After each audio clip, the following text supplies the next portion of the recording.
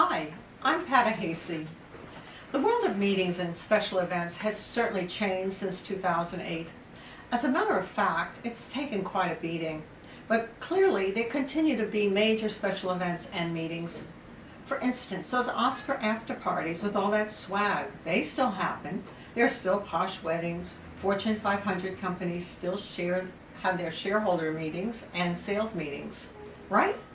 Retail department stores have major events featuring celebrities who endorse clothing lines or fragrances. But what about other corporate events and the rest of the event world?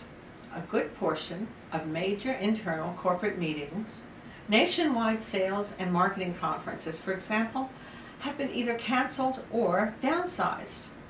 Trade association conference attendance is way down in many industries.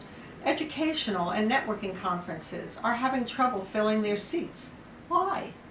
Well, it appears that the conventional wisdom these days, which I feel is downright crazy, is to stop spending money on meetings and events, stop spending to plan and produce, and stop spending on travel and the cost of registration. Just like many companies have cut down the marketing and advertising budgets. Now, I don't have a degree in economics or business, but I do have one in education.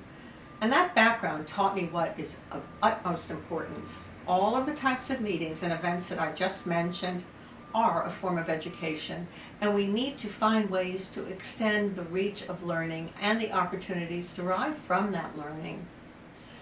A company or association, or any brand for that matter, must keep their name out there or soon they won't exist. For instance, trade associations rely on their meetings and trade shows for revenue and membership recruitment.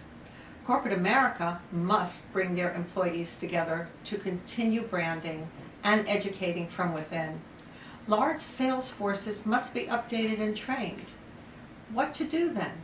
Extend the reach of those meetings in a strategic and cost-effective manner. Several major companies have extended the reach of their meetings, and now the rest must follow. As it happens, the education community has already led the way here.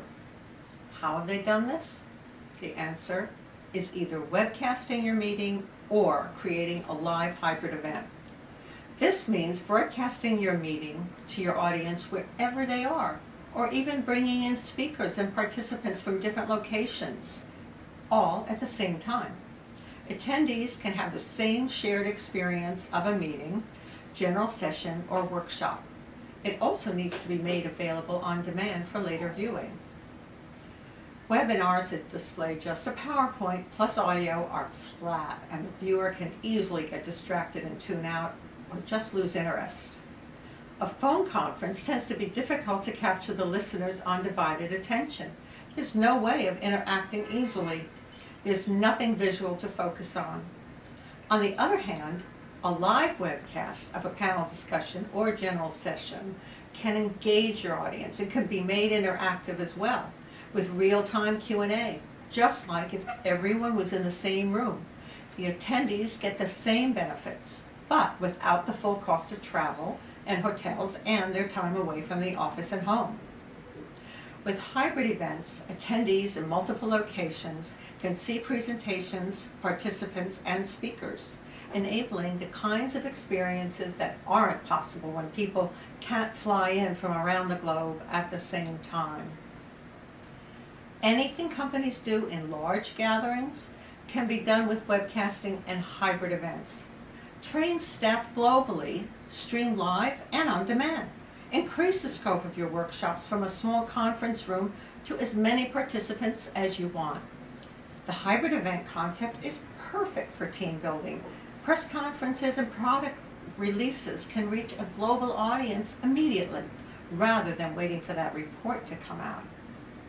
If you also need to derive revenue from your meetings or events, there are many ways to monetize. Why not offer a keynote free and charge a fee for sessions? Each conference is unique, and methodology of fees to virtual attendees would differ. Now, I think that you can see that there are advantages to webcasting an event or for hybrid meetings. Webcasting and hybrid events are cost-effective and energy efficient. This is clearly the way of meetings and events now and in the future. We'll talk more about this soon.